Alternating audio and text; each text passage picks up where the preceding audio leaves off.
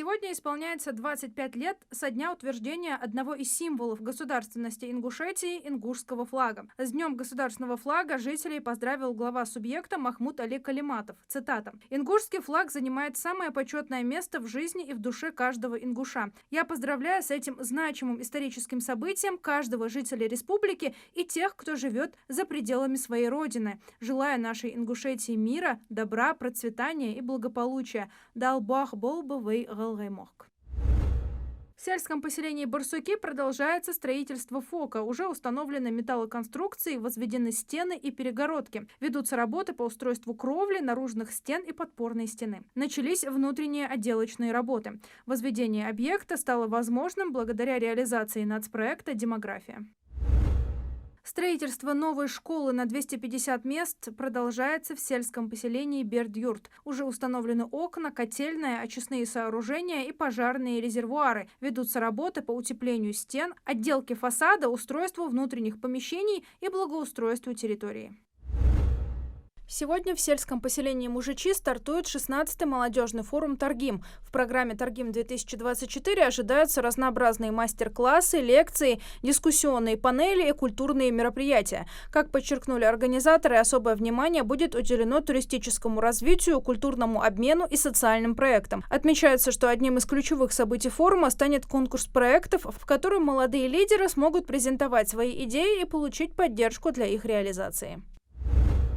Суд расторг соглашение между Минприроды Ингушетии и региональным оператором по обращению с твердыми коммунальными отходами «Экосистема». Об этом сообщил глава региона Махмуд Али Калиматов в своем телеграм-канале. Компания неоднократно не выполняла условия соглашения, допускала многочисленные нарушения правил обращения с твердыми коммунальными отходами. В частности, речь идет о нарушении схемы потоков отходов, непредоставлении банковской гарантии, а также о несоблюдении условий договоров на оказание услуг. Глава отметил, что теперь продолжится работа по созданию эффективной системы обращения с отходами в республике, которая будет соответствовать всем экологическим стандартам.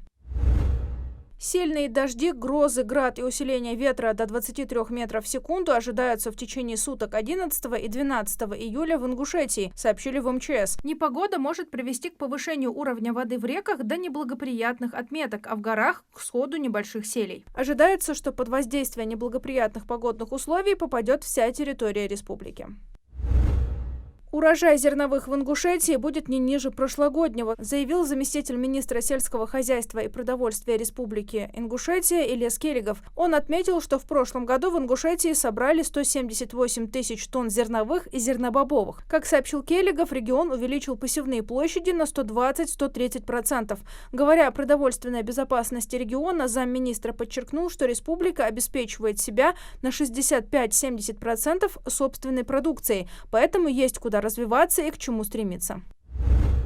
Минфин раскрыл обновленные условия семейной ипотеки. Программа будет действовать до 2030 года. Основные параметры сохранились. Предельная ставка 6%, первоначальный взнос по кредиту не менее 20%. Максимальная сумма кредита 12 миллионов рублей для Москвы, Санкт-Петербурга, Московской и Ленинградской областей и 6 миллионов рублей для остальных регионов. Однако теперь программа будет затрагивать более узкий круг россиян. Это семьи с детьми, где есть хотя бы один ребенок в возрасте до 6 лет. Это семьи с двумя несовершеннолетними детьми, которые живут в регионах с низким объемом строительства или там, где есть индивидуальные программы развития, а также семьи, которые воспитывают ребенка-инвалида.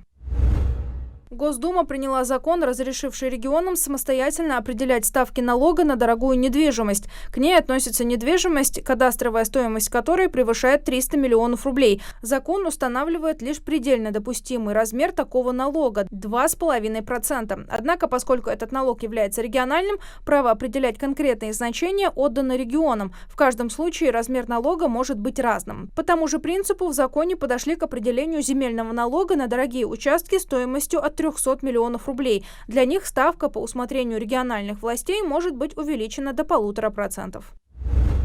В Ингушетии началась работа по внедрению национальной системы «Территория», которая включает в себя объекты культурного наследия. Назрановская крепость стала первым объектом, который был исследован и добавлен в территорию Назрановский район. Сейчас разрабатывается проектная документация по восстановлению крепости, которую планируется завершить к концу 2025 года.